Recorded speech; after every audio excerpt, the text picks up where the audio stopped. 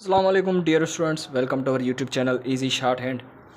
आज के इस लेक्चर में हम डिस्कस करने जा रहे हैं जो हमने रूल्स छोड़े थे एसटी लूप के। हमने रूल नंबर ए कर लिया था। अब हमारे पास है रूल नंबर बी, सी और कुछ शॉर्ट फॉर्म्स। इसके अलावा हमारे पास दो डिस्टिंक्टिव आउटलाइंस है। इस लेक्चर में हम इन बकाया जो हमारे रूल्स रहे थे उनको हम इंशाल्लाह कंप्लीट करेंगे और उसके अलावा शॉर्ट फॉर्म्स। ठीक है, तो चलें बिना किसी देरी के हम स्टार्ट करते हैं लेक्चर को। और ध्यान से समझिएगा, आसान से रूल है, आसान सी चीज़ें, कोई इसमें मुश्किल नहीं, कोई इसमें बड़ी बात नहीं है।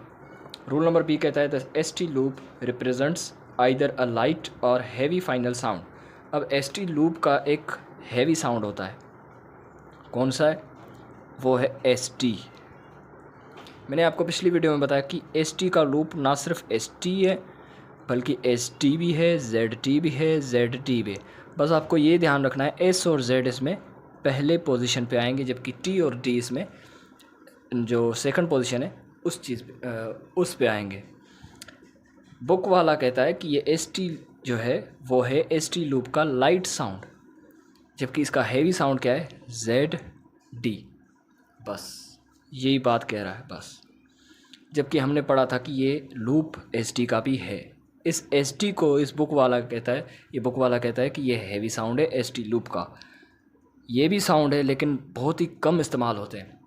आपको एस टी को ज़्यादा जहन में रखना है और एस टी को कुछ अल्फाज हैं जो कि जेड टी के साथ होते हैं, वो इंशाल्लाह हम नेक्स्ट वीडियो में देखेंगे। चलें जी, आते हैं इसके एग्ज़ाम्पल्स के ऊपर। एग्ज़ाम्पल है हमारे पास, पहले देखें अल्फाज है हमारे पास पास्ट और पास्ड। देखें एस डी आ गया, इस मिडिल में ई आया है, साउंड आपको ना के बराबर मिले ओमिट कर लें, ठीक है, इसमें कोई हर्ज नहीं। पास्ट पहले क्या है? पी, फर्स्ट प्लेस की आ लग गई, एस टी का लूप लग गया, ये एस टी का लूप बन गया पास्ट। यहाँ पर देखिए पास्ट ए डब्ल्यू का हैवी डैश लगेगा, यहाँ पर लग जाएगा एस टी लूप। अब ये लूप तो एस टी का है लेकिन साउंड एस डी का भी निकाल सकते हैं हम, तो इसको हमने बोला पास्ड। देखें एस डी आ रहा है, बीच में ई का साउंड है ही नहीं, इसको ख़त्म कर लें, बाकी बच जाएगा एस डी। एस डी आ गया पास्ड। ये वावल हमें बताएगा कि ये अल्फाज जो है वो डिफरेंट है, पास्ट पास्ड। सही है। इस तरह हमारे पास दूसरा अल्फाज है used. Used Y through the line, S D के लूप के साथ, वाई के फ़ौरन बाद लग जाएगा थर्ड प्लेस का ऊँ का वावल यूज्ड। यहाँ पर देखें एस डी आ गया, बीच में ई का साउंड है ही नहीं, यूज्ड। एड वाइज्ड, एड वी के फ़ौरन बाद आई का डिफ्थोंग, एस डी लास्ट में है, लास्ट में पढ़ा जाएगा। ये ना सिर्फ एस टी का लूप है पर एस टी का लूप भी यही है। इस तरह से हमारे पास नेक्स्ट अल्फाज है refused, R E F, S D का लूप, एफ के फ़ौरन बाद यू है, पहले वावल पढ़ेंगे, ये लास्ट में आए तो लास्ट में ही पढ़ेंगे, ये अल्फाज बन जाएगा R E F U A C D, refused. बाज़ बच्चे क्या करते हैं, ये ई या एस टी के लूप में कुछ भी साइलेंट वावल आता है तो बच्चे मिस कर जाते हैं, लेकिन आपने इसको मिस नहीं करना क्योंकि स्पेलिंग मिस्टेक होती है जो कि टेस्ट में आपको मिस्टेक करार देंगे और आपकी ये मिस्टेक हो जाएगी, गलत कर देंगे। ठीक है, इस चीज़ का आपने ध्यान रखना है। इसके अलावा हमारे पास अल्फाज है डिस्पोज्ड। यहाँ पर देखें डिस्पोज्ड, हमें पता है कि दो स्ट्रेट स्ट्रोक्स के बीच में अगर एस सर्किल आ जाए तो वो बाहर की ओर निकल जाता है। Dis, T I S, P के बाद ओ, डिस्पोज्ड, एस टी का लूप लगता है। पूरा अल्फाज आपने लिखना है सर्किल लूप्स समेत, उसके बाद ही आपने लास्ट में वावल लगाना है बस। ठीक है, तब ये आपका अल्फाज परफेक्ट बनेगा, ये अल्फाज बन जाएगा डिस्पोज्ड। ठीक है, आई होप आपको समझ में आ रहा होगा। इसी तरह हमारे पास अल्फाज है supposed, S U P O, S D का लूप, सपोज्ड।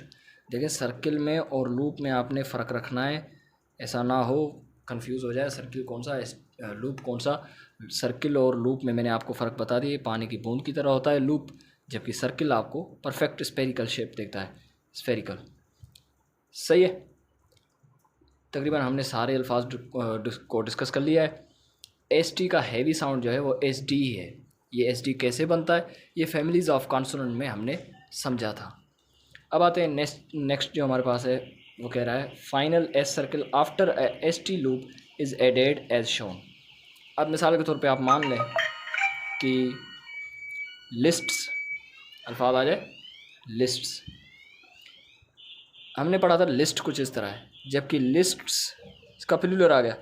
कुछ सर्किल हमने इस तरह से लगाना है, एस टी जहाँ पर ख़त्म होता है वहाँ पर दूसरी साइड आपने सर्किल लगाना, लिस्ट्स।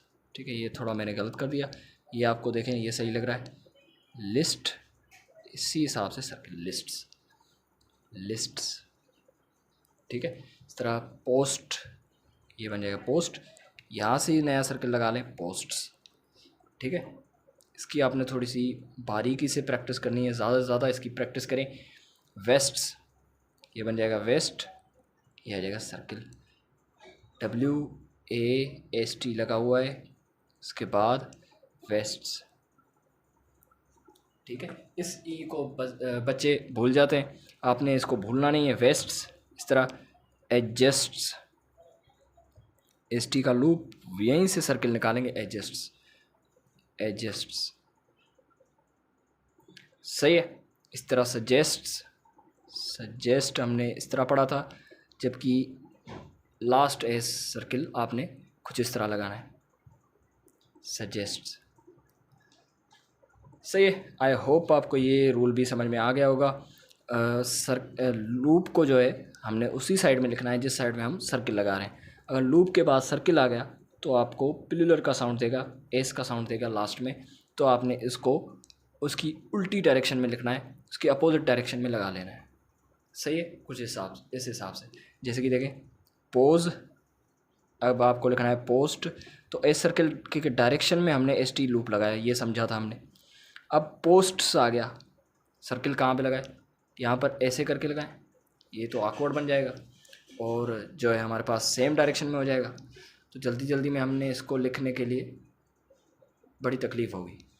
इस हिसाब से हमने ST लूप के उल्टी डायरेक्शन में सर्किल लगा लेना है, ताकि ये आसान भी हो जाए और हमारी स्पीड भी डिक्रीज़ ना हो। सही है, इस तरह हमारे पास rule number C, the ST loop may be written in the middle of a word. ST loop को आप अल्फाज के बीच में भी इस्तेमाल कर सकते हैं, इसके कुछ स्पेसिफिक रूल्स हैं। PBTDJJ इनके फ़ौरन बाद आ जाए ST का लूप। अब ST का लूप जहाँ पर मैं बात करूँ, ST का लूप आप समझ जाए, SD ZT ZD ये चारों साउंड हो सकते हैं।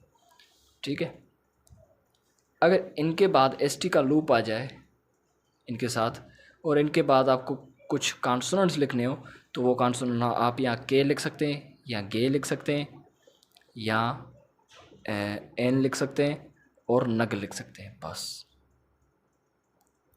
इन चार कॉन्सोनेंट्स को आप लिख सकते हैं ST लूप के बाद, लेकिन ST लूप किसके बाद हो, PBTDJJ के बाद हो।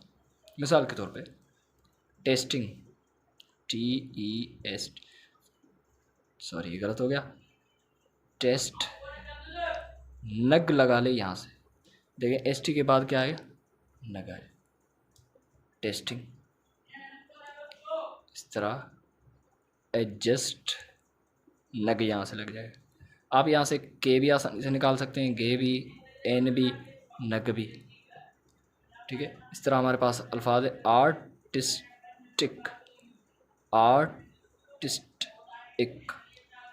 ठीक है, ये अल्फाज बन जाएगा आर्टिस्टिक, इस हिसाब से हमारा अल्फाज आर्टिस्टिक। ठीक है, आई होप आपको ये सारे रूल्स, ये सारे कानून कवायदे आपको ये समझ में आ गए होंगे। अब बढ़ते हैं शॉर्ट फॉर्म्स के ऊपर। पहला शॉर्ट फॉर्म है हमारे पास फर्स्ट को कुछ इस तरह लिखना है, ये लूप आप लाइन पे लिख लें, फर्स्ट हो जाएगा। आपको लिखना है इससे फर्स्ट, अब इससे एक फ्रेजिंग तैयार होती है, first of all.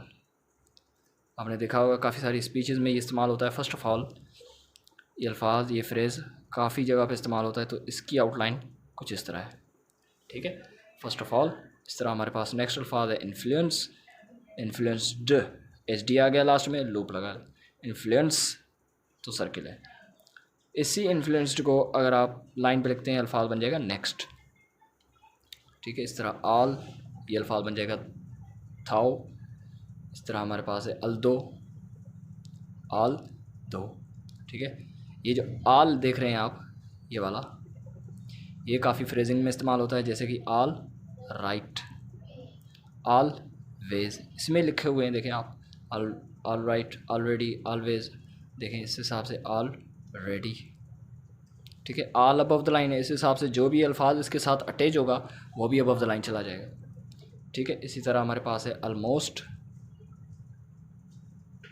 Almost, most जो है वो शॉर्ट फॉर्म है, वो अबव द लाइन है। मोस्ट अल्फाज इसीलिए नहीं है क्योंकि हमने सीखा था मस्ट, MUST, और मोस्ट को अगर हम अल्फाज लिखते हैं तो कुछ इस तरह लिखते हैं, सिर्फ लाइट डैश और हैवी डैश का फ़र्क होता, आगे चल के वावल होंगे ख़त्म।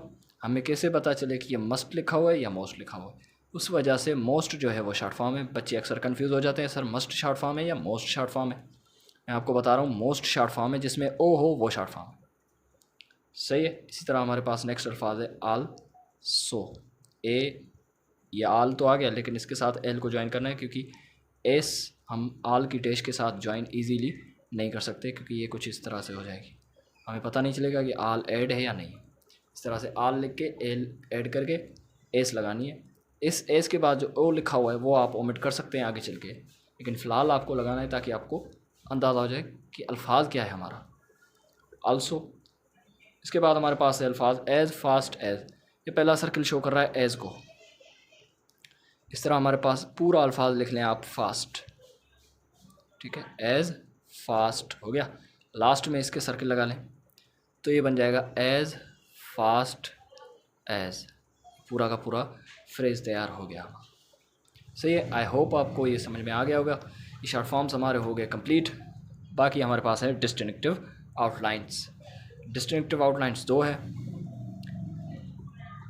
डिस्टिंक्टिव आउटलाइंस वो होती हैं वो अल्फाज होते हैं जो कि एक दूसरे से काफ़ी मुशाबियत रखें, तो उनको हमने क्या करना है, थोड़ा सा डिफरेंट कर लेना है, जैसे कि कास्ट और कास्ट। देखिए एक अल्फाज है हमारे पास कास्ट, दूसरा है कास्ट। अब बताए ST और SD का लूप तो हमें बताया कि एक ही है, ठीक है। कास्ट को हमने कुछ इस तरह लिखना है, जबकि कास्ड आप इस तरह लिख सकते हैं, लेकिन आगे चल के होगा वावल ख़त्म। इससे पता चले कि ये अल्फाज कास्ट है या कास्ट है, तो कास्ट आपको इसी तरह लिखना है, जबकि कास्ट के लिए आपने S सर्किल और D का इस्तेमाल करना, होंगे दोनों अबव द लाइन। सही है, यहाँ तक हमारा हो गया लेक्चर कंप्लीट, और ST लूप के बारे में हमने काफ़ी सारी इन्फॉर्मेशन जान ली है। नेक्स्ट हमारा जो टॉपिक होगा वो होगा STR का लूप।